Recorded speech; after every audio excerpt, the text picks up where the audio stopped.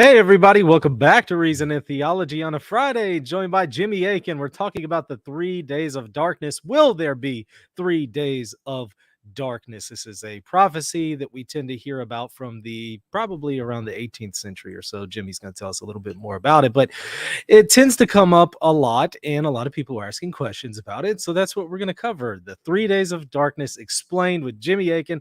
Jimmy, welcome back to the show. How are you? Hey, glad to be here, Michael. Hope you're doing well. I'm doing well. Always an honor to have you on. I learn every time you come on. And I saw your article. I think you hmm posted it a few days ago, about 3 days ago or so on Catholic hmm Answers. I got a chance to read it last night, and I thought I got to get him on to talk about this because I see it come up so often. And some people are kind of getting stirred up in a frenzy and really concerned over this. So I want you to maybe give us a little bit of background on it. Maybe if you can start us out by first of all just explaining to us what exactly is the 3 days of darkness, and then we can get into some other details about it. Okay, so if I've known about the 3 days of darkness prophecy for a long time, I've done some research on it in previous years. Recently, I had a request to take a new look at it, and so I wrote this piece, which is called "Will There Be 3 Days of Darkness?" It's at Mhm. Catholic.com. It's also at jimmyakin.com. And the basic idea is kind of in the name that, Mhm. at some point in the future, there's going to be 3 days where there will not be a lot of light on earth. Mhm. It's going to be dark. The most famous quotation, if you go on different websites talking about the 3 days of darkness, comes from an Italian mystic who lived in the late 1700s and early 1800s. Her name was Anna Maria Taigi. Mhm. At least that's one way it's pronounced. And she's currently a blessed. After she died, a cause for her canonization was opened up, and she became blessed in the early 20th century. But her case seems to have kind of stalled because Mhm. she hasn't progressed. It's been a century, over a century, since she achieved blessed status, and she hasn't been elevated to sainthood. So I would assume they're having difficulty finding a verifiable miracle attributed to her intercession. In any event, she there's this quote that's attributed to her, and it summarizes the basics of the idea. So it says, this is the quote: Mhm. "There shall come over the whole earth an intense darkness lasting 3 days and 3 nights. Nothing can be seen, and the air will be laden with pestilence," meaning disease, "which will claim many, but not only the enemies of religion." So even if you're religious, you may get sick and die. "It Mhm. will be impossible to use any man made lighting during this darkness except blessed candles. He who, out of curiosity, opens his window to look out or leaves his home will fall dead on the spot. During these 3 days, people should remain in their homes, pray the rosary, and beg God for mercy. All the enemies of the church, whether known or unknown, will perish over the whole earth during that universal darkness, with the exception of a few whom God will soon convert." So most of the opponents of the church, they're all just Mhm. gonna be killed. Ah. The air shall be infected by demons who will appear under all sorts of hideous forms. Mhm. So, it's understandable why people would be interested in this. It's very compelling. It's understandable why they would be concerned about this, because it would be terrifying to live It. through that. So, even if you're one of the good guys, I mean, all the bad guys, the enemies of the church, they're all going to die. But even if you're one of the good guys, if you go outside, you're going to get struck dead. And also, the air is going to be filled with terrifying demons. You're going to be doing everything by candlelight. And there's going to be a pestilence like super COVID that may kill you even if you're one of the good guys. So, yeah, really scary experience. Sounds like it. I like the question that Trent Horn asked in his on the skit that his wife did, Laura Mm-hmm. Horn, on her channel on the 3 days of darkness. And the question he asked was, well, how are we going to light these candles if Mm-hmm. nothing except the candles will show Mm-hmm. light? How does that Yeah. work? Yeah, it's an interesting question. Maybe you light the match and it has a little dark flame, and you apply it Yeah, to the candle and it becomes yeah, a light flame. yeah. Maybe you don't see the flame of the hmm match visibly, but it still lights the candle. Hmm. Could be. Could be. Could be. I don't know. But yeah, so I totally get why this could be intense for some people.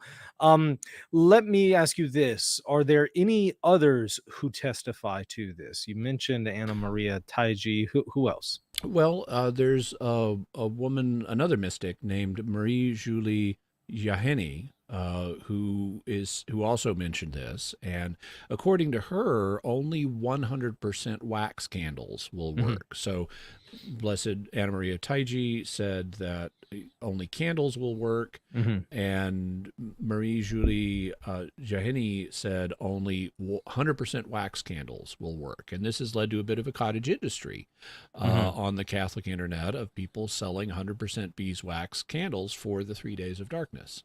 They Getting also need to be prepared. blessed, by the way. Hmm.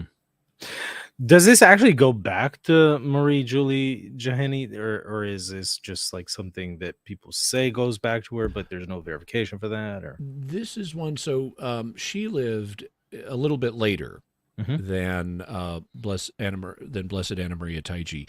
Um, Jeheni lived between 1850 and 1941, so second Hmm. half of the 19th century, first half of the 20th century.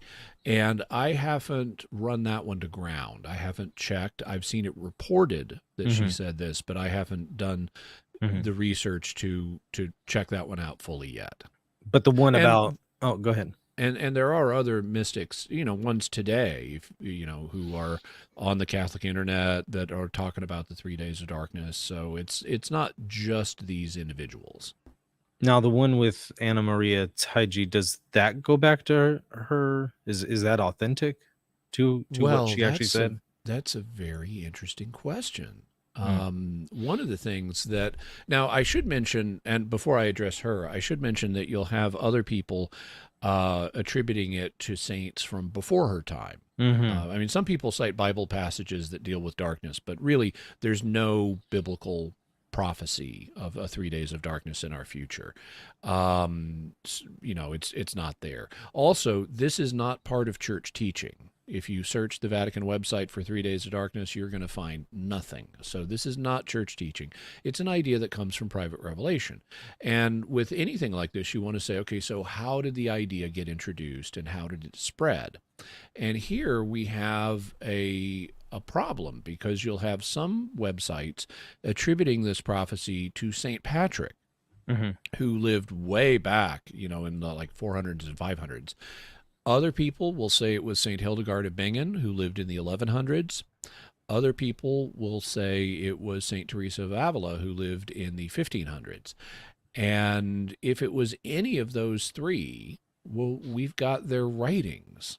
So it should be easy to verify it if they said this was going to happen. Now, I've read the authentic writings of St. Patrick, and he doesn't prophesy this. I haven't read everything by Hildegard of Bingen or Teresa of Avila, but the fact nobody has been able to come up with a passage Mhm. in their writings suggests that instead of this being something they really said, what you're seeing is some modern people are trying to bolster this prophecy by giving it the appearance of antiquity and saying, oh, these famous saints from long ago prophesied it. But really, the evidence is they didn't. If they did, I mean, we've got their writings. It should be easy to produce the passages, and no one has done that. So it seems to be much more recent.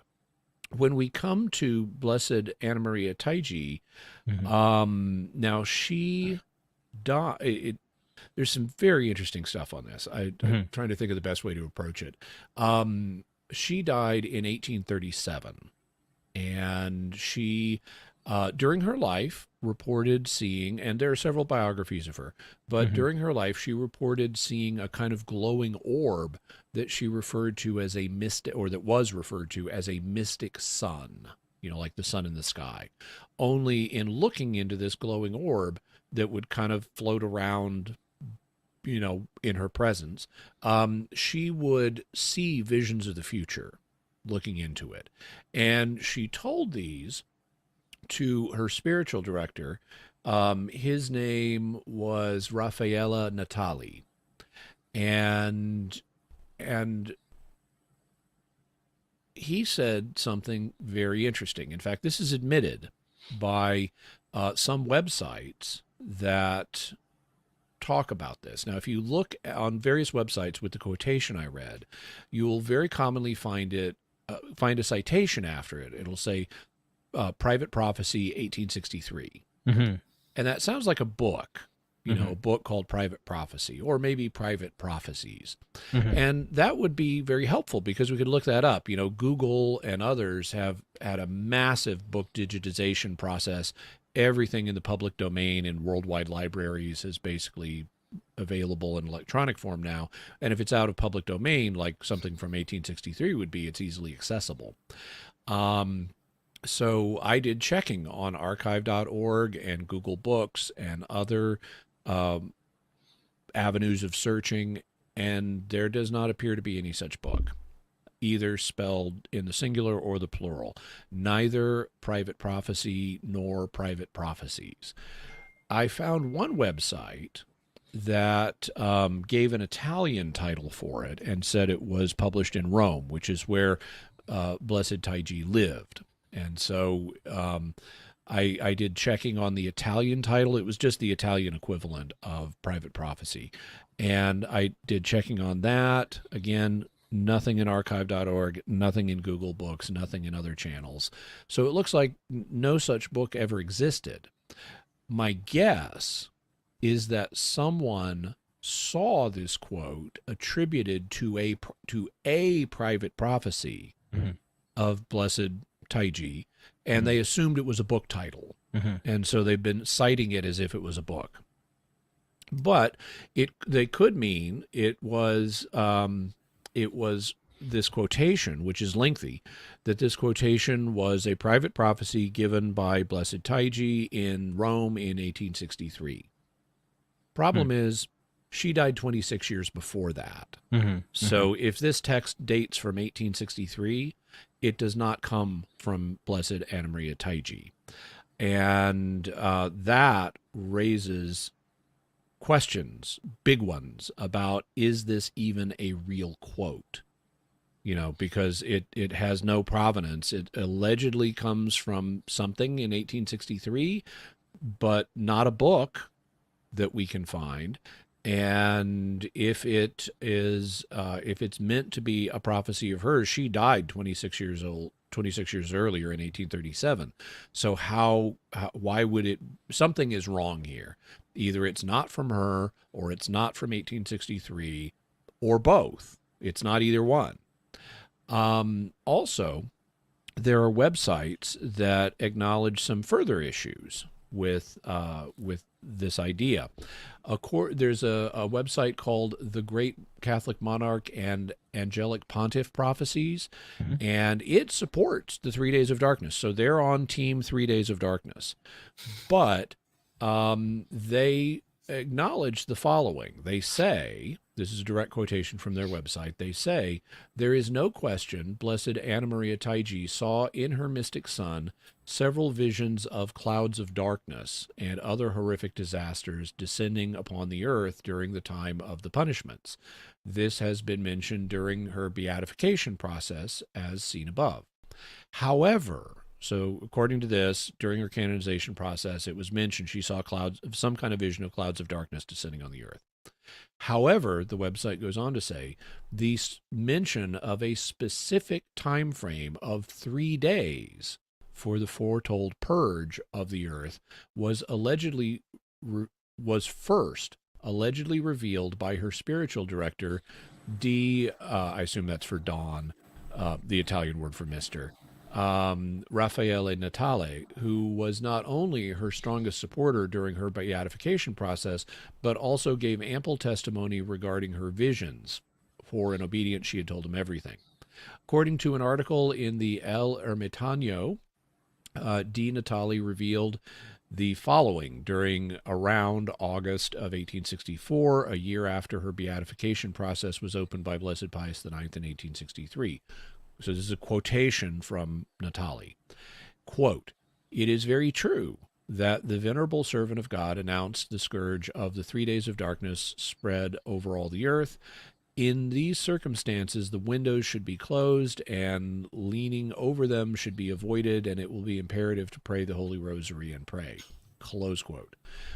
There's also an indication he may have told somebody else that it was specifically 3 days the previous year in 1863, but that seems to be when the claim first emerges of 3 days of darkness. In reading a book that came out in 1873 by Calixte, 1873, of Blessed Anna Maria Taigi, it confirms this from a different angle. It says, during several consecutive days, she saw an excessively thick darkness envelop the whole world, and after that, the fall of walls and beams as if a great building had come down. Now, right there, let me ask you a question, Michael. If I said, I see dark days ahead, if I see darkness descending on the earth, am I necessarily talking about physical darkness? No, it's it's an expression, pretty common. Yeah, it can mean spiritual darkness. Sure. So right there, we've got this question we need to figure out. Is this meant to be a physical darkness at all, or is it some kind of spiritual darkness? Sure. Well, the book by Calixte then has a footnote on this passage, and it says, this is not in my article, it's something I've come across more recently, but it says, it has been presumed that the above prediction refers to a physical darkness. Anna Maria, as far as we know, so this is 1873, biographer of Anna Maria Taigi, says, as far as we know, she has fixed neither its duration nor the date at which it may be expected. But Monsignor Natali, one of the few who are acquainted with her prophecies in their entirety, when questioned on this subject by a number of people, assured them that the darkness would last 3 days. So the idea of 3 days appears to come from her spiritual director, Natali. And her biographer is not aware of Anna Maria herself, either saying when to expect this or how long it's going to last. So if her biographer doesn't know those things, and he's writing contemporaneously with her canonization process in its early stages, so there would have been a lot of information about her available.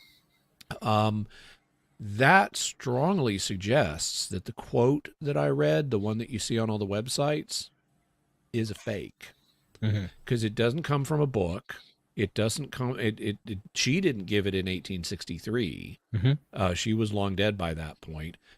According to multiple sources, she didn't name 3 days. The only source we have saying that she named 3 days was her spiritual director, who confirmed it orally. So we're dependent on, among other things, his memory. He's going to be an elderly guy now. This is 26 years after she died.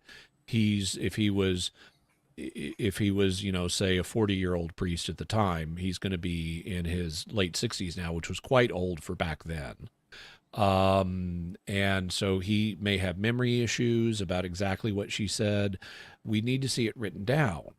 And that's what this quote claims to be, an exact quotation of something she said, and it has been written down. But then why weren't people citing it earlier? Why were they depending on Monsignor Natale and his memory of what she said? So this is all extremely suspicious in terms of its evidential value. It looks like we've got a manufactured quotation. Either it was manufactured accidentally, innocently, but through an accidental series of circumstances, or it was manufactured deliberately and put in her name.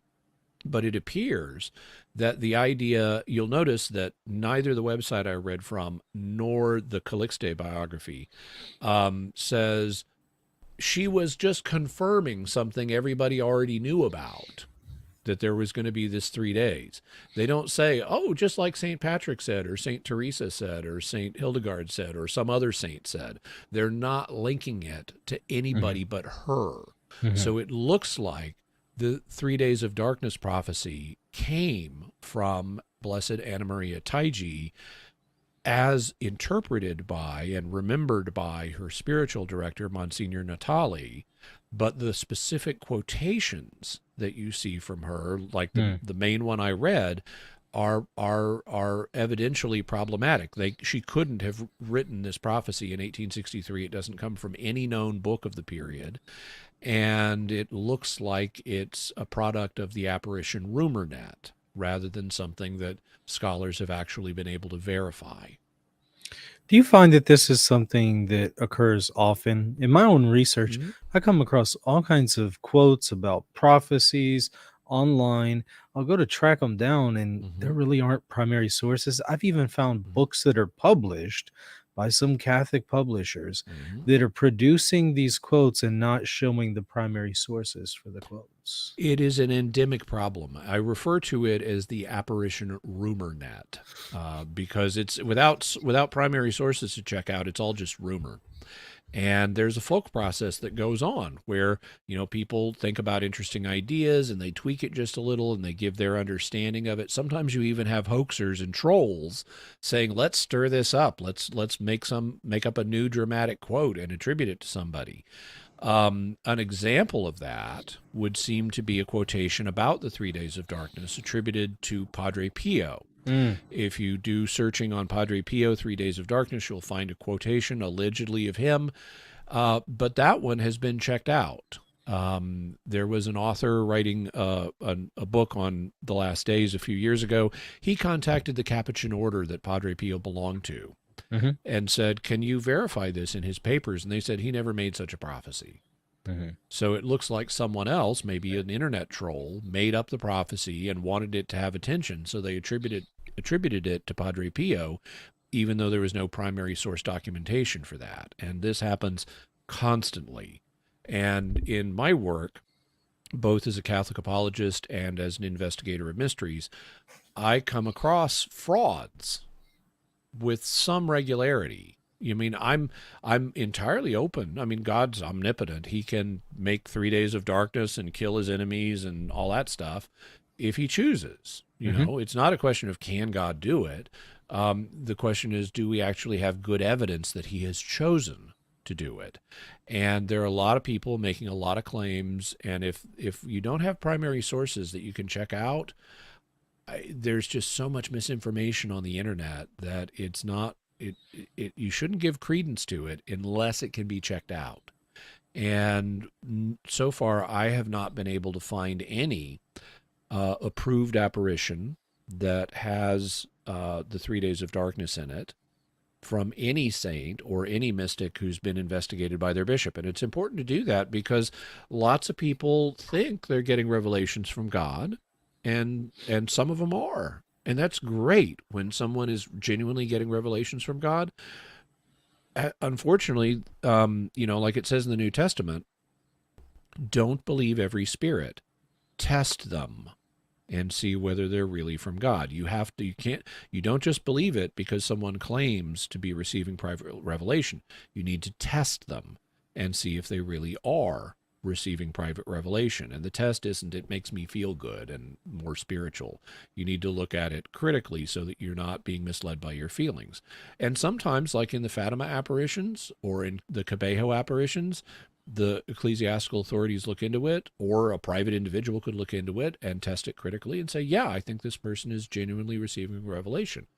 But other times, they're hoaxers trying to make money or get attention, or they're mentally ill, or they're innocently imagining things that aren't true, but they think that they're in communication with God. There are multiple natural, or they're talking to a demon. There are multiple Or an alien. Or an alien. There are multiple alternative explanations besides they're genuinely in contact with God. And you need to, many of them natural explanations. And so whenever you hear an apparition claim, before you believe it, you need to test it. It's like in the Old Testament, God said, I'm going to send you prophets. And he says, if you say, how will we know that this is one of your prophets? He gives them a test. And so it's expected that you're going to test divine messengers to see whether they're really in communication with God or whether something else is going on. And the test being if they lead you after other gods or they have failed prophecies, it's not from God. Those would be two of the indicators, yes. Any others?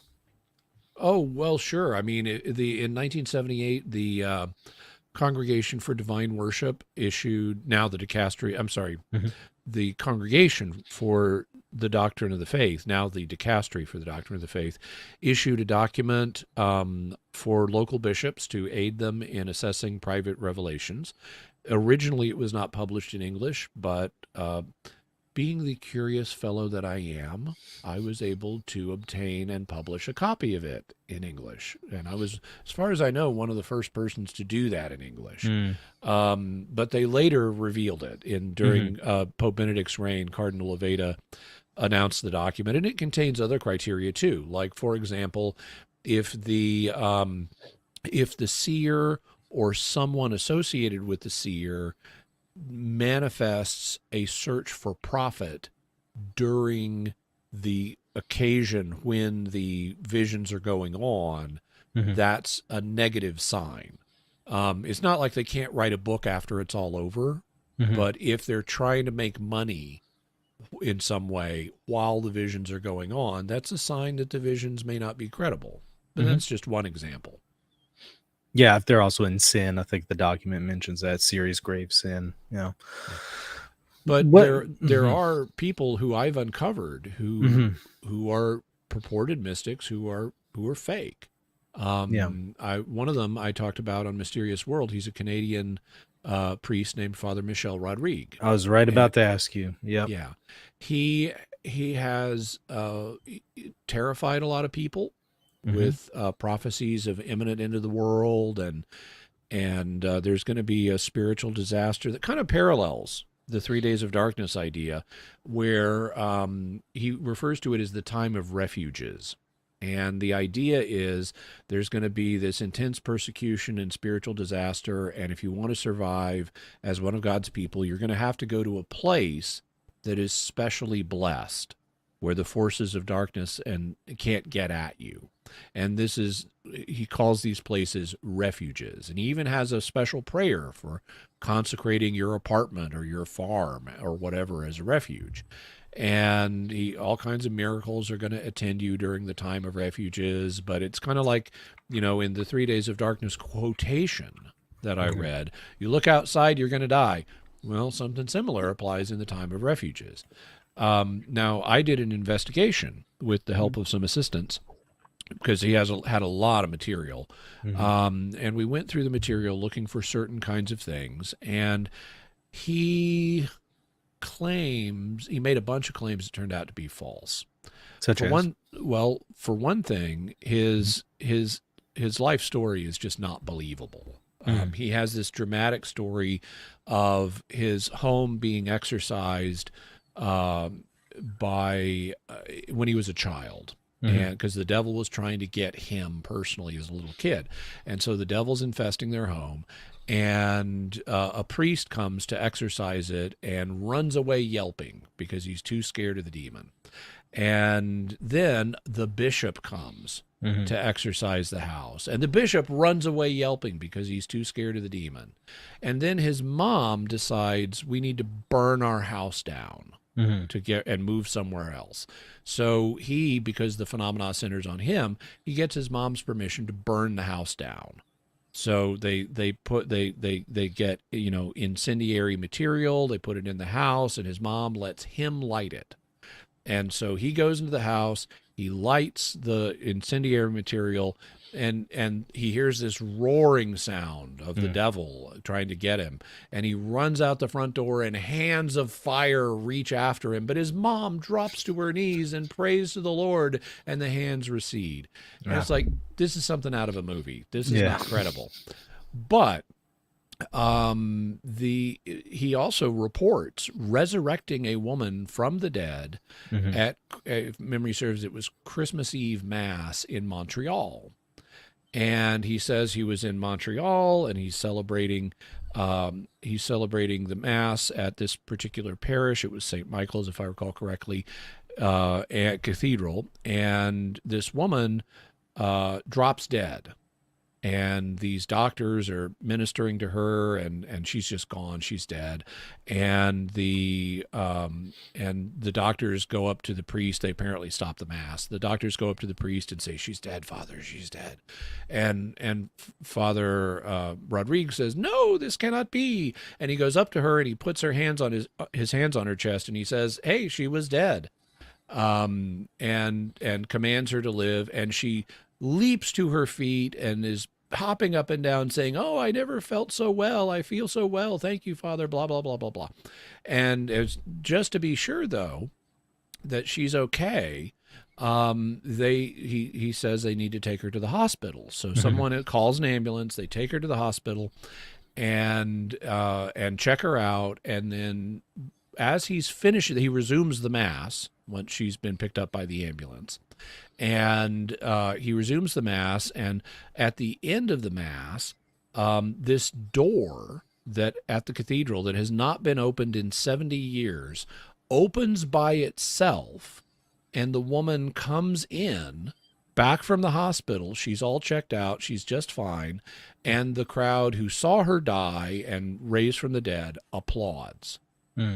Now, this is not credible for multiple reasons.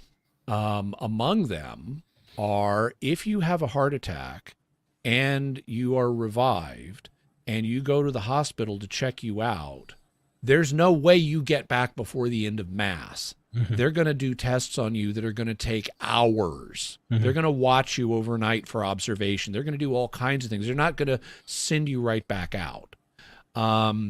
Furthermore, this allegedly happened, if I recall correctly, in 2008. So where are all the pictures on Facebook of this happening? Sure. You know, where are the social media mentions? Where is it in the local Catholic newspaper? This is another fabulous story that appears to just be a fable. He also recounts a story of he was dining at a restaurant in Alberta in Western Canada, and he began to get ill. And so he went to a hospital across from the restaurant, and a Russian doctor there checked him out and realized he was infected with a Russian bioweapon that the doctor himself had developed in Russia and then destroyed before he immigrated to Canada. And the doctor pumped him full of antibiotics and sent him on his way and told him to get checked out when he completed his road trip back to where he lives in Montreal. If you have been infected by a Russian bioweapon, that has affected a local restaurant, so restaurant patrons are coming down with this, that's going to be an instant major health emergency that is going to be investigated by the Canadian authorities. It's going to get law enforcement involved. It's going to get the Canadian equivalent of the CDC involved. It's going to get the military and intelligence agencies involved. How a Russian bioweapon got released in Heartland, Canada at a restaurant is going to be a big deal. There are no records of this happening. And if someone has been infected by a Russian bioweapon, you don't just give them a few antibiotics and send them on their way. They're going to need to be interviewed by government agencies, and because the government's going to want to investigate this. You don't let patient zero escape into the wild and go about his business. So these stories, among others, are just not credible. And both of Father Rodrigue's bishops, because he's incarnated in one diocese but lives in another. He had publicity materials out that said he runs all of his prophecies by his bishops, to generate credence for them. Well, his bishops both said no. He doesn't run his prophecies past me, and furthermore, they rejected his prophecies and both issued letters repudiating Father Rodrigue. Now, you may say, well, okay, this stuff isn't really credible, but how do we know falsehood? I mean, even if maybe the Canadian government covered up the bioweapon release. How do you know something is absolutely false here? Well, one of the things that among his dramatic prophecies, Father Rodrigue said that within a few months of when I did my show, there was going to be this illumination of conscience event where planes would stop in the sky for 15 minutes and everyone would have an examination of conscience. Well, that didn't happen. It didn't happen within a few months. He said a date it was going to happen within the year. It didn't. Then he also prophesied that in this persecution against the church, Pope Francis was going to be martyred. Mm. And Pope Benedict, in retirement, would then call an ecumenical council. Oh. And then Pope Benedict would try to flee, but would be caught by the agents of the beast, and he would be martyred. Okay. Well, none of that's happened, but Pope Benedict is no longer alive. He died last year, so there's no way. He also, by the way, doesn't have authority as a retired, former pope. He can't call an ecumenical council, but he dead, and so he did not get martyred. Pope Francis did not get martyred first. This was all inaccurate, and so it was just plainly inaccurate. No Vatican III, to my knowledge. That hasn't happened. I'm curious, before we get back to the 3 days of darkness, since we're talking about Father here, what's your assessment? I mean, is this guy a charlatan? Is he a liar? Is he just insane? What's going on here? Is it demonic? I've wondered about him. Unfortunately, I'm not telepathic, at least not enough to read his heart. And so I can't say with confidence. What I can say is his claims both about his life story and his prophecies are not credible, and that could be due to conscious lying. He could be a compulsive liar, someone who is doing this for fun or for profit, and he has tied donations to his revelations, so there is a profit motive here because he has a monastery he's trying to build, and so it could be conscious lying, it could be mental illness. He could be a very sincere guy who believes all this, and he's just deluded. It's harder for me to attribute this to innocent imagination. Because of his life story claims. If it was just prophecies that were problematic, I could say, okay, he maybe imagined he got this prophecy. But you don't imagine the dramatic burning down of your house event from when you were a child, or your infection with the Russian bioweapon, or you're raising someone from the dead at Mass as an adult. Those are memories that you just don't innocently imagine those things. If you really believe them, there is something seriously wrong with you. Is he if they didn't happen? Is he serving at a parish anywhere? He's no longer serving it at least as of the information I have. He was no longer serving it serving at a parish after his local bishop denounced him. Part of the deal was he's retiring from active service in the diocese, but he does still have a monastery. Oh, so he still has some. What kind of role does he have there? He just built it, but is he active with it? But what's going on? Yeah, he's got his own little order. And the bishop has approved of this, or I think the Vatican may have approved of the little order, but no action has been taken dissolving the order to this point, as far as I'm aware. Got it. Let me. You know how it works in church. Once you get permission for something, it rolls along until you get up the energy to specifically revoke it. Sure. Now, it's come up several times in the chat. Some people are bringing up biblical precedent for the 3 days of darkness, and they're mentioning the trumpet will sound. They're mentioning the book of Exodus, and maybe talk about those.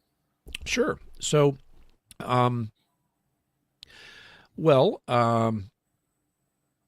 the book of Exodus records historical events that are approximately 3,200 years old.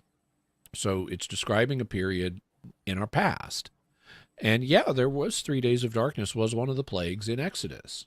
And, so God can do that, and he did it on that occasion. That doesn't prove that he's going to do it again in the future. I could imagine something else from, like the Nile turning to blood. Well, that happens in Exodus, but that doesn't allow me to say, therefore, the Nile's going to turn to blood again in our future. Or the death of the firstborn, happened in Exodus, but that doesn't give me license to say the death of the firstborn is going to happen again in the future. And if you don't have the blood of the Passover lamb painted over your lintels, the firstborn in your house is going to die. Hmm. I can't just take something from Exodus and lift it up and say that is evidence that the same thing's going to happen again in our future. Also, even if it was, it wouldn't be the 3 days of darkness over the world, because one of the things that Exodus says about the 3 days of darkness there is that it applied in the land of Egypt except where the Israelites were and they had light. So this wasn't even a global darkness. It was a darkness in Egypt that didn't even affect the Israelites, and we have no indication it affected anybody outside of Egypt. So it's not a strict parallel. When it comes to the book of Revelation, and people take the book of Revelation different ways. I've studied it from multiple perspectives. I'm convinced that the primary fulfillment Mhm. of most of the book of Revelation up to chapter 20 is in the early part of church history, Okay. either the first century or the first few centuries. Mhm. And we are currently living in the millennium right now, when the devil is bound and not able to stop the proclamation of the gospel by deceiving the nations. We could be towards the end of the millennium if you want to think the future is the end of the world is soon, but that's where we are right now. So all of the material before chapter 20, which is where the revelation, which is where the millennium is, all of that's going to pertain to stuff that's in our past for its primary fulfillment. And both the sixth seal and the fifth vial are in those chapters. So the darkness associated with those two events should be, whatever it means, whether it's spiritual darkness or literal darkness, whatever it means, its primary fulfillment should be towards the beginning of church history, not in our future. Now, that doesn't mean that there can't be a repetition later, because prophecy can repeat. There can be more than one fulfillment. So there could be darkness in our future. I can't rule that out. Mhm. But you can't prove it from these passages, because their primary fulfillment is in our past, and none of them mention 3 days of darkness. They mention darkness, but they don't mention 3 days of it. And so you don't have a prophecy of the 3 days of darkness in the Bible, either in the Old Testament or the New Testament. What do you think of this? This came up in the chat. Dennis says Jesus Christ will soon reveal soon that he is the King of Kings and truth of the living God. We have to be ready, our brothers and sisters. The trumpet will sound. So, what do you think of this kind of end times frenzy that we find in Catholicism, where people are just, you know, just so ramped up, thinking, we're right at the end. You got to be, alert. What do you think? Mhm. I think that it's understandable that people would think that, because people have been thinking that for the last 2,000 years. Hmm. And it was understandable that they thought they were living right at the end. So it's understandable that people today think we're living right at the end. Hmm. And we all will have an end. Even if it's not the end of the world, we're going to die someday, and we need to be ready for that. We need to be ready to meet the King of Kings and Lord of Lords. So, I think there are salutary warnings that need to be given. But if someone's claiming we are literally within just a few years of the end of the world, well, maybe, but let's think about that carefully, because it's a factual claim. And you can't just go with your gut on things like that. You need to think about it. That's why God gave us brains. And so, well, number one, what's the track record of such prophecies? Accuracy Hmm. really low. Hmm. There have been loads of people in the last 2,000 years saying, this is it, this is the end, and it wasn't. So you need to be careful and say, well, that's a known human tendency among Christians to think you're at the end when you're not. So how do you know? What objective evidence do you have? Well, things are so much worse now than they used to be. Okay, well, number one, that's what everyone in every period of history thinks. It's a kind of hindsight bias, where people think things in the past were so much better than they are now. This goes back to the ancient Greeks. They had the same, all humans. I mean, everybody reminisces.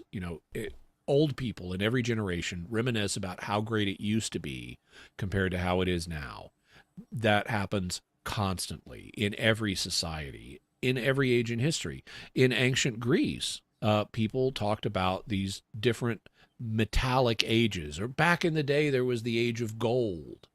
And then there was the age of bronze, which wasn't quite as great as the age of gold. And now we're living in this awful age of iron. And everybody sees the world getting worse from their perspective. It's a known human cognitive bias. So it also means it's not good evidence that things are really so much worse now than they used to be. Also, most of the people who make claims like this have not done an intensive study of the past and how awful the past could really be. It was not, merry old England, everything is just great. There were loads of problems in the ancient world, including people dying at enormously young ages and being subject to authoritarian governments, and then you had normal human depravity layered on top of all that. Today, at least, we don't have anybody who's enslaved in America, or at least slavery is illegal.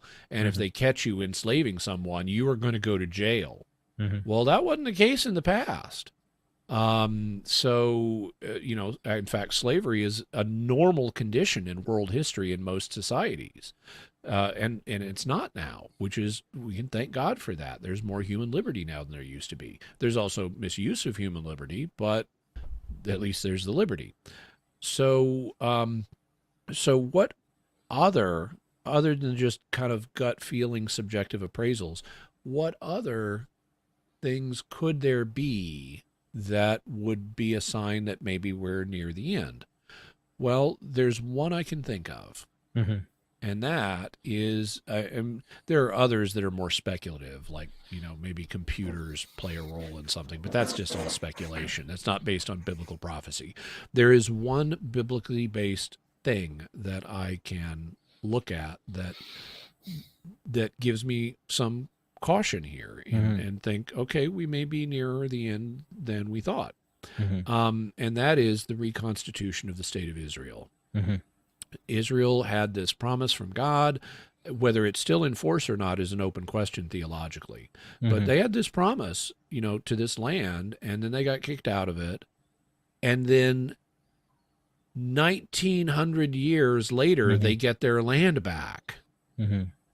Okay, that ought to make anybody sit up and take notice. And so that could be a sign that things are moving in God's prophetic calendar, and we might be entering a new phase sometime in the near future, but I can't say that with confidence.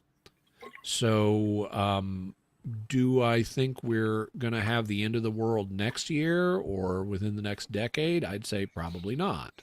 What about the next 100 years? Maybe. The next 1,000 years, yeah, higher odds than the next 100 years. But I think that's how I would handle trying to do a realistic appraisal of how close we are. That's helpful. But what about the role of private revelation in general? There's a lot of people who are struggling with this. I see them preoccupied with private revelations to the exclusion of public revelation, sacred scripture, for instance. What exactly is the role of private revelation? So the role of private revelation is to help us live out the Christian message better in a particular age. And it can be targeted to a specific audience, like helping this person live their Christian faith better, or it can be more broadly, like Fatima had implications for the church worldwide.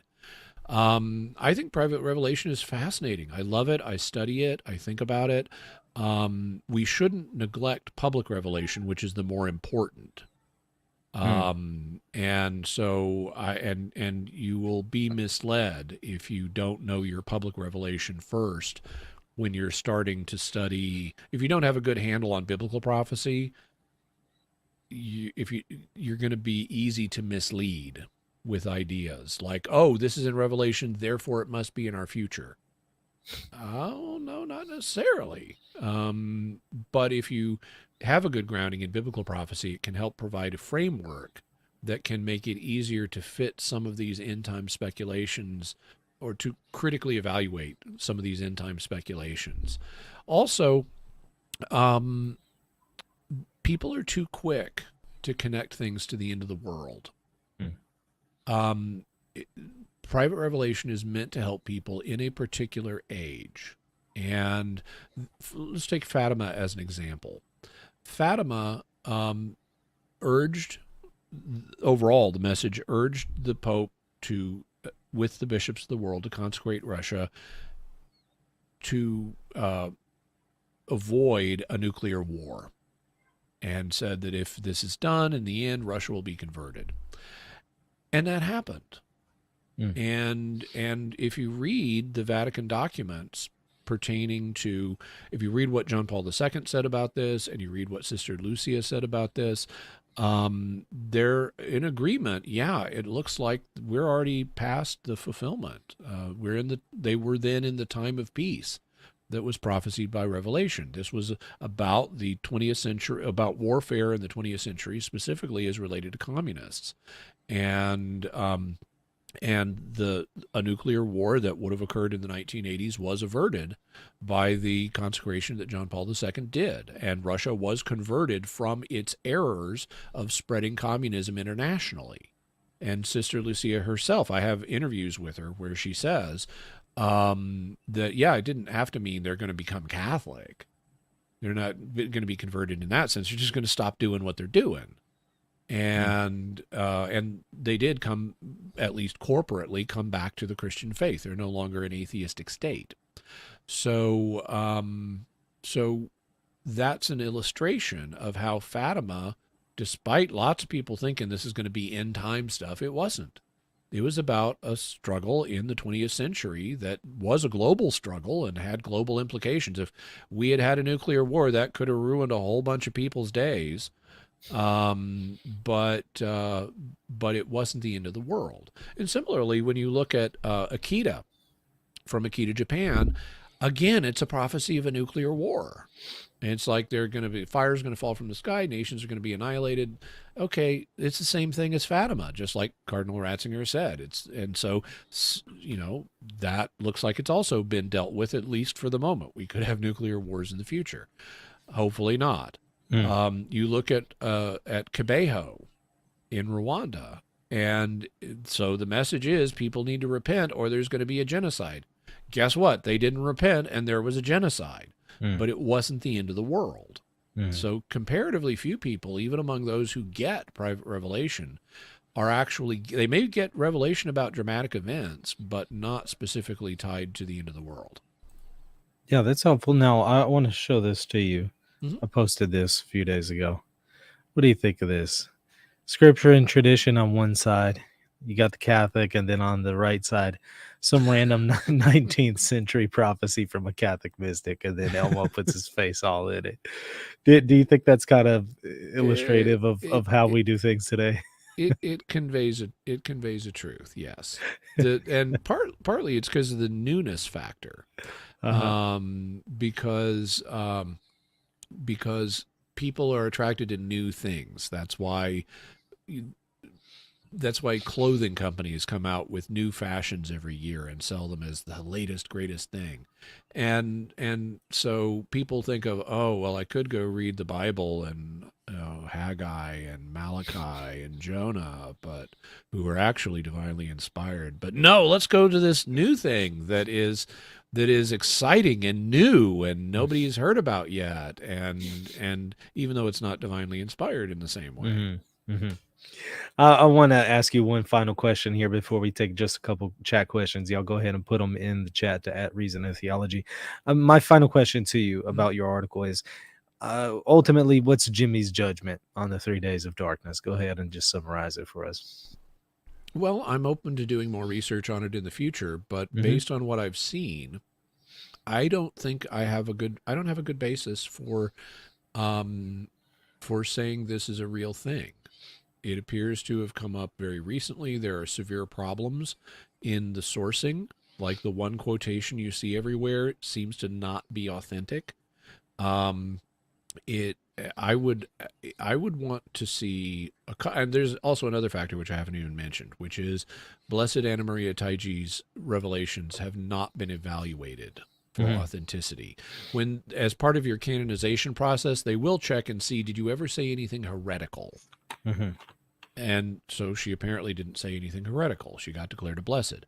But that doesn't mean you're genuinely getting visions. And that's a separate process that's conducted not by the Congregation for the Causes of Saints. If it was done by anybody at the Vatican, it would be the Holy Office back then, or now the Dicastery for the Doctrine of the Faith. They're the ones who were tasked with looking at private revelations. So, just because someone is a saint or a blessed doesn't mean the church has signed off on their visions.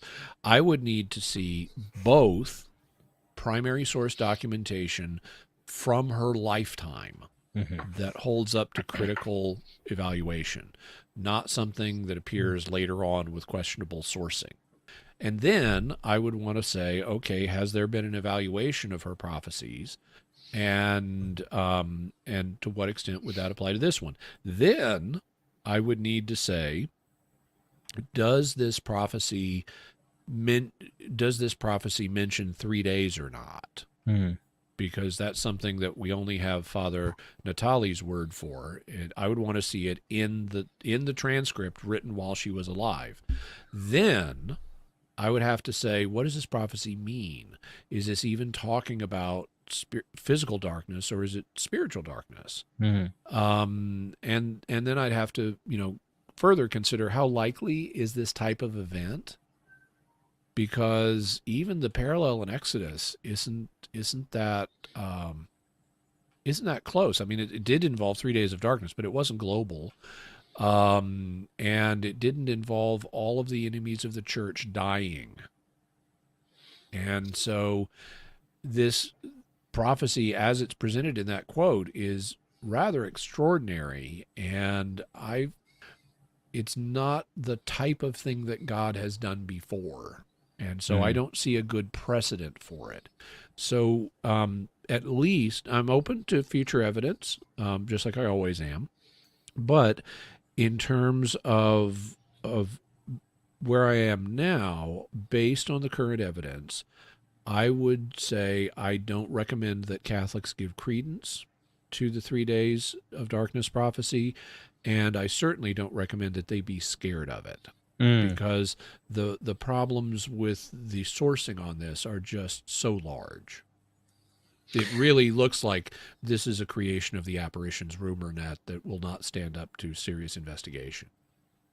Bo says, happy anniversary to you for your 30 years Oh, as an apologist. thank you. Yeah, Yesterday was my 30th anniversary. Yeah. yeah.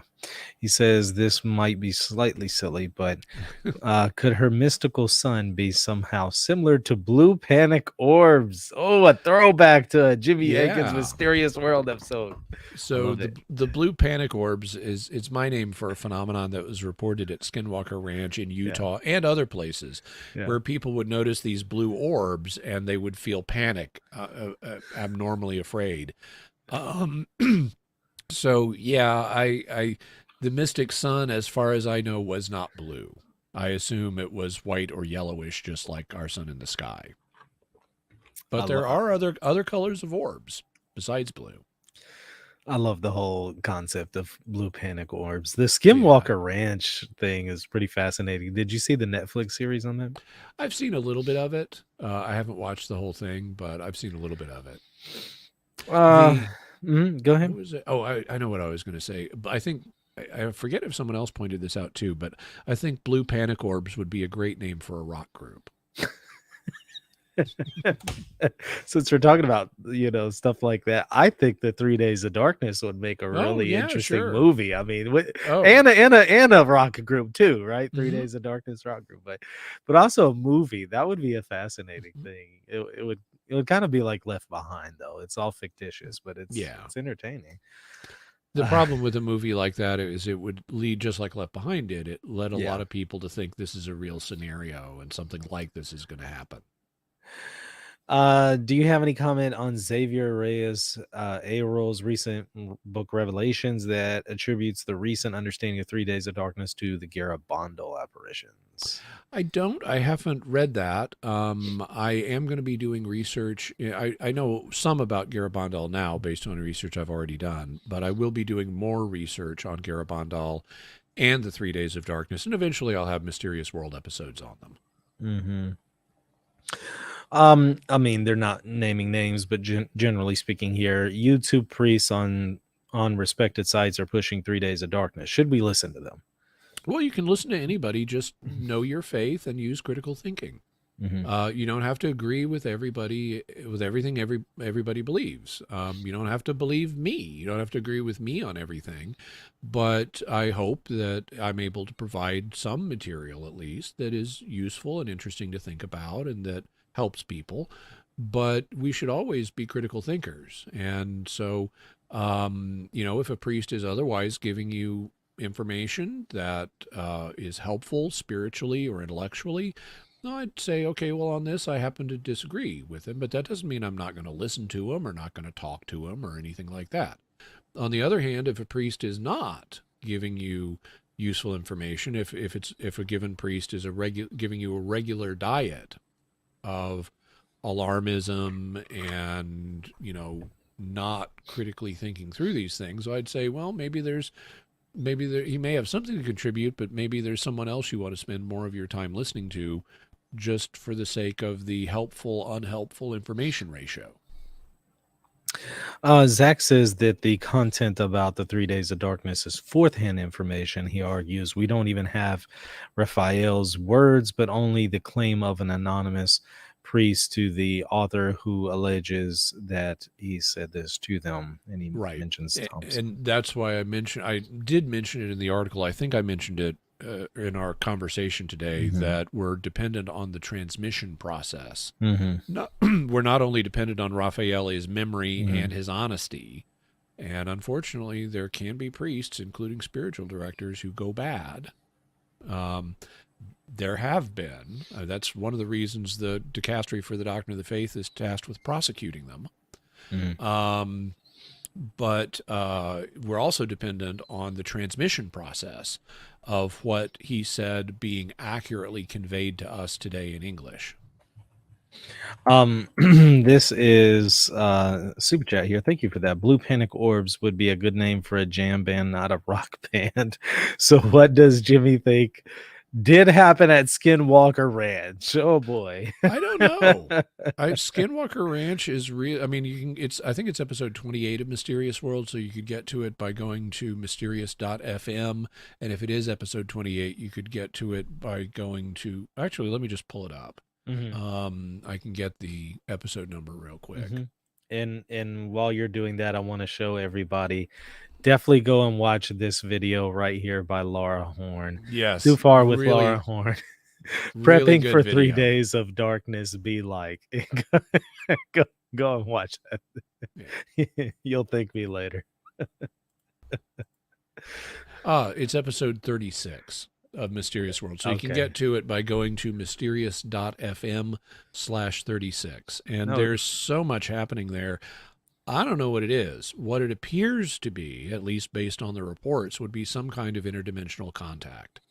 But that would be the easiest explanation for the most of the phenomena that happen there. But whether that's really what's going on, I don't know. Do you see that in one of the houses on the ranch, they found like one of the rooms in the basement was walled off?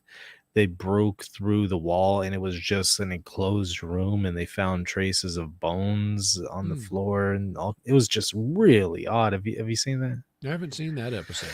So weird. I've only seen a little bit of the TV show. I've read the books. There are 2 books. There was the initial book, Hunt for the Skinwalker, that was written by the chief scientist, not the current one, by the chief scientist and George Knapp, who's a Las Vegas journalist, about the investigation of the ranch in the 1990s. And then more recently, there's been a book called Skinwalkers at the Pentagon, which was written by people involved in more recent investigations of the ranch and elsewhere with similar phenomena. Skinwalkers at the Pentagon. So it just, I don't know. It just kind of reminds me of lizard people maybe working at the Pentagon or something when I hear that. As long as they're lizard people who are on our side, you know. Then it checks out. It's okay then. Yeah. Anyways, thank you so much for coming on and doing this, Jimmy. This was incredibly informative. I'll put a link to, in fact, I already did put a link to the Catholic Answers article in the show notes. I also put a link to Laura Horn's video that you need to watch on the 3 Days of Darkness. Any plugs that you want to put in? Anything you want to make the viewers aware of? Oh, let's see. So I work at Catholic Answers, and our website is Catholic.com, so people can check that out. We've got thousands of resources available for people online for free. So almost any question you have, you can probably find something on it there. My personal website is jimmyakin.com. That's Jimmy, and Akin is so easy. AKIN,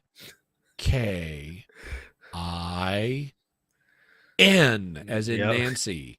So just 4 letters, jimmyakin.com. And also my YouTube channel is youtube.com/JimmyAkin. I'm well known for my Mysterious World podcast. We look at a new mystery. We look at mysteries every Friday. They can be natural mysteries. They can be supernatural mysteries. They can be paranormal mysteries. And we actually try to solve them. We don't just, unlike a lot of shows, we don't just do just imagine and what if this were true. No, we try to find out what's true. So after laying out the background on a mystery, we analyze it from the faith perspective and the reason perspective and say, what would the Catholic faith have to say about this mystery, and what would reason tell us about this mystery? Yeah, I love the work that you're doing with Mysterious World. It is just so awesome. I mean, your apologetics work is incredible too, but I am really fascinated with the stories and events that you go into and you examine them, as you noted there, from a reason perspective and a faith perspective. It's incredibly unique. I don't know of anything else like that. Well, thank you. Just to give you a preview of what's coming up. So we Mm-hmm. just did I guess last Friday we did a story called The 21st Century Poltergeist, which was about a little boy who was affecting electronic devices. Mm.